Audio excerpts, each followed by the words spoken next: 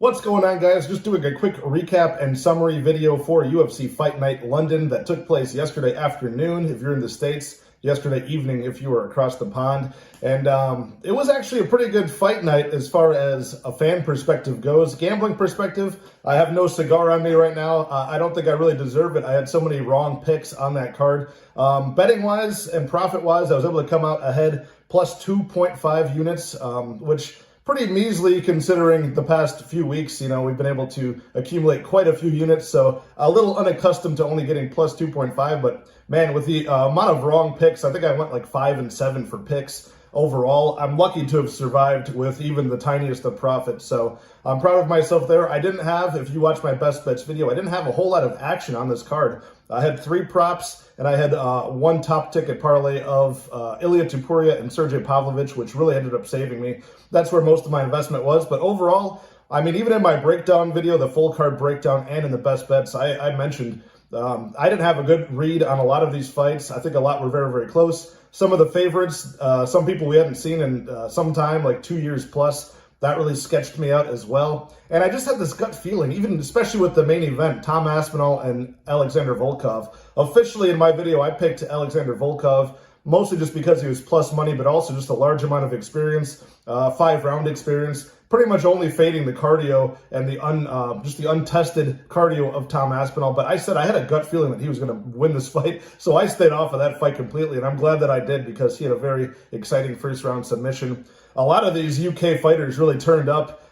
They must have felt the incredible atmosphere at the O2 Arena, and they really just were on a different level. So it was a really fun fight from a fan perspective, but betting-wise, I didn't have a whole lot of action, and I'm lucky to have come out unscathed with the amount of wrong picks that I had. So moving on to a couple of the things that I put in the best bets video. Dan Hooker at plus 105, that was a minus 1 unit I had on him on the money line. It was a mix of it was kind of a mix of Arnold Allen just being on another level, just looking very, very good. Dan Hooker having a very poor night.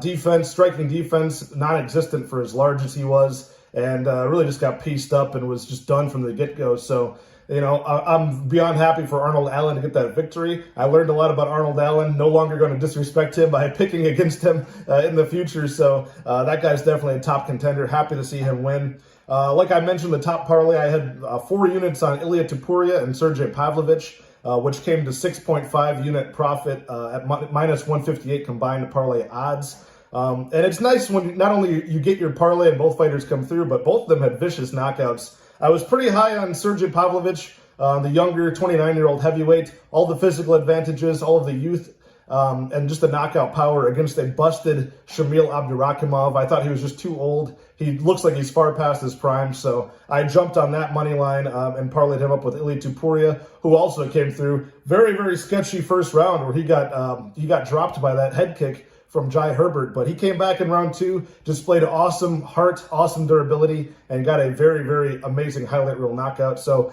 both guys had a nice highlight reel knockout, easy parlay cashed. I'm glad that's where most of our investment was. So just reaffirming my kind of my betting strategy for the year, which is putting a lot of stock into those spots that I'm very, very firm on. If I see 2 fighters that are parlayable, I put a lot of stock in just those 2 or 3 fighters, which saved me. I had 3 props I put out as well, which was Nikita Krylov and Paul Craig. Fight does not go to decision at minus 200.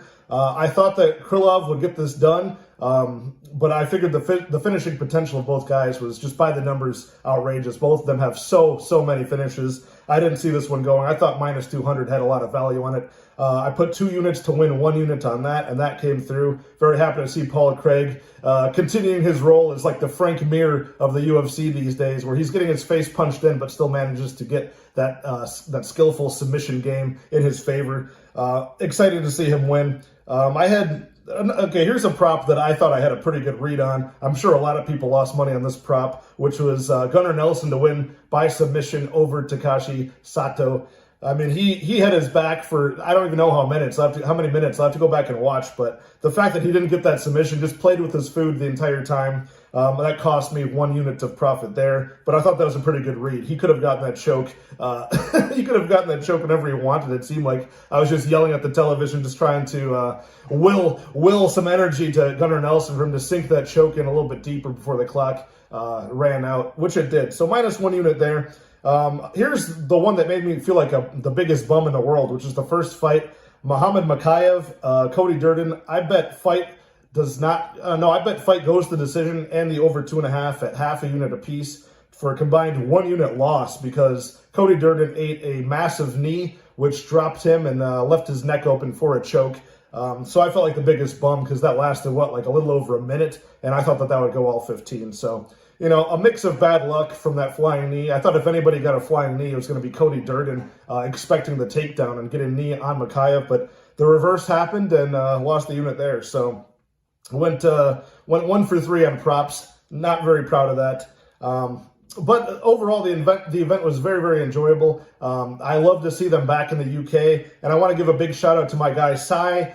These are my new 3 friends, my guy Sai, Jordan, and Ash over at ATF, which is their YouTube page and Twitter handle, Against the Fence. I'll put a link to that YouTube page probably in the description and tweet this out at them. They made it very, very fun. These guys not only do fight predictions and MMA talk, but they also, they went to the arena, they went to the O2 Arena and kind of got interviews with a lot of the fans. Pretty fun content, and they do a full watch-along on their YouTube page live. So you can watch the fights, hang out with those guys, interact with them in the chat. They're a lot of fun, and they made it more of an authentic, UFC UK experience chatting with those guys. So I look forward to keeping tabs on them in the future and watching their page grow. So go over to their page, give them a subscribe, tell them that Addicted to Combat sent you, and yeah, so that's pretty much a quick wrap-up of how the night went for me. Like I said, I need to get better on these reads. I didn't have a whole lot of confidence in a lot of picks, but overall did a very sloppy job going 5 and 7. So hopefully we got that bad event out of our way and we can move forward to next week. Blades versus Dalkus, the battle of the 2 guys that got chinned by Derek Lewis. All right, guys, I hope you guys did a lot better than I did, but hey, can't complain. We hit our top parlay and we were still a little bit profitable, but got to really sharpen up these reads for next week. And after that, I believe there's a 1-week break. So, all right, guys, thanks for watching. Hit that subscribe, leave a comment on how you did, and I'll talk to you guys next time.